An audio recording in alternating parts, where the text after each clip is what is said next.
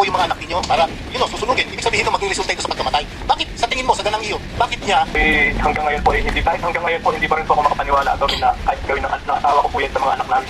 Talagang Doktora, Okay, kung sasabihin po niya na about post-op, hindi lang iisip dito, ay mawala yung anak na yun. So talagang meron pong posibilidad na natin po sa kanyang pag-iisip na tatlong ano yung involved dito. Sabihin na natin na siguro itong hallucinate siya, iba tingin niya sa mga bata. makakatulong po kaya? Kasi brutin po niya doon sa tikot kasi siyempre, hindi lang po siya yung makabas, pero tumamaki po para sa kanya yung mga... Kayo po, bilang isang ina, payag din po kayo na ma-interview ni Dr. Camille. Feeling ko ako taksan. Corporal Astero, meron po kasi dumadanas na po ng depression dahil nga po sa pagbababae daw po ninyo sa 17 to 2025 talaga puro haka-haka. So sa 8 years po ma'am, natiis ko po yung matira ang aming pamilya. Alam po nang talagang hindi na po nawawala ng mga sinasabi sa akin po. Ano naman po sinasabi niya ma'am ay siya mismo ang gumagawa ng nagpupurgo po siya para talagang mag-rape up ako. Yung anak ko ay tinatamaan po kasi hindi ayaw yung anak ko tapos tutukutin niya po yung mata ko ma'am eh. Anong hindi niya po natiis yung anak, hindi niya po hindi po yung biro na mawalan po kayo ng anak at asawa sana na pag-isipan niyo mabuti yung mga design natin. Yun nangyari mga investigation po.